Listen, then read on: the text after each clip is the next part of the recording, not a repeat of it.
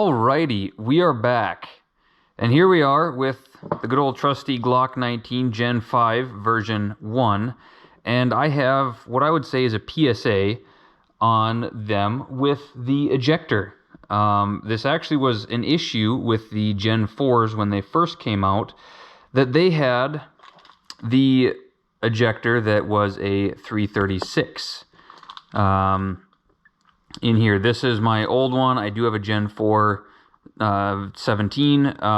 Had lots of issues with that related to the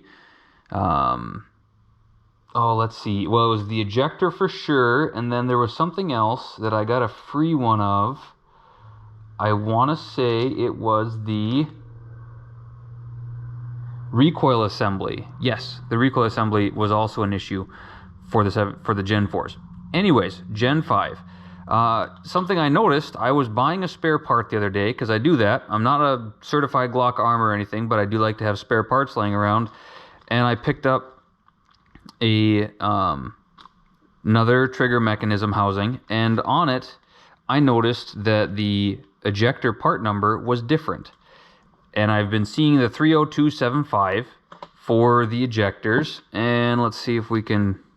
Well, you can't see that. However, this little guy in here, and even Lenny McGill says the 9mm version for the Glocks should have a little curve to it. Yeah, something like that. You can see that. Well, when I ordered this, I got it off of eBay. It showed up, and I noticed, I was like, whoa, this is straight. It's not twisted over. They sent me a 40 cal one, and I was like, what the heck? Well, I started doing some research. Can't really find a lot about it. Just a couple things on the Glock forum that Glock quietly just updated their 9mm pistols to go with this, which is part number 47021. So let's dive in, switch this out really quick, and then when I have it all apart, we can take a peek at each individual one together. I'll bring in the 336 part number, which is from Gen 3s, and we'll just go from there. So, it's clear.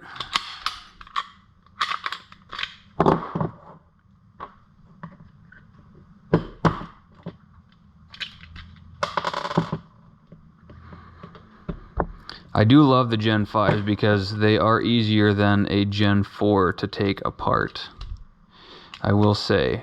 And I love Glocks partly because I consider them to be the everyman gun. So 36 parts,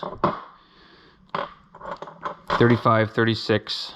On my nice little floor mat it says 35, but you know, or not floor mat, the operating mat, which I am not using. I'm using a piece of tape.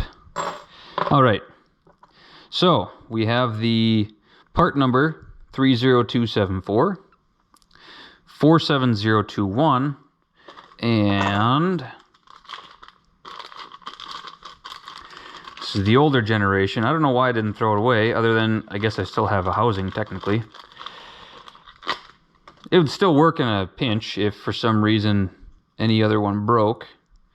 Oh, I even got that lined up correctly. Okay, so this is a Generation 4 housing for a 9mm. I guess that one's straight, but that is part number 336. These are both Gen 5s. This is the early version. Of course, the 19 that I purchased, I don't know. They quietly updated, and so there's a little bit of a twist there, and then this one's straight. Couldn't tell you why exactly. I kind of did some searching on the internet a little bit before I posted this or made this video. Couldn't really figure it out. There's not a whole lot out there other than this one may throw brass a little bit better. I have never had any issues with the 30274, but I don't have tens of thousands of rounds downrange on one particular firearm, so I couldn't tell you for sure. But let's just throw this thing back in really quick, and that's the end of the video in terms of the PSA.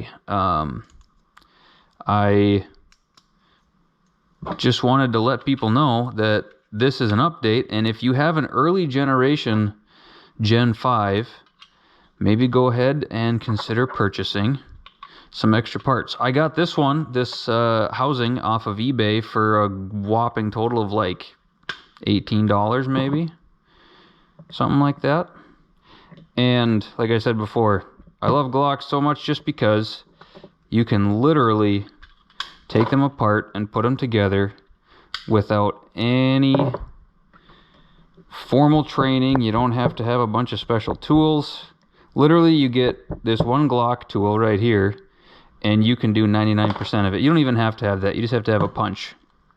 I like to have my trigger pin seated. There. Good. See? The new one's in. Took all of, I don't know, very short time to do. And doing that on camera. There you go. So, the new ejector is in. Was able to do that very quickly. Here's the old one. I will keep it around. Oh, no, that's 336. Sorry. Here's the old one. I'll keep both of them in my spare parts bin. You never know if you're going to need it. Something breaks. That can always happen. Tools break. Life happens. But that's about it for today. I hope you enjoyed watching. It's a little bit of informative stuff. And go buy spare parts. That's my advice. All right, this is Redbeard Reviews. I'm Luke. Have a good one.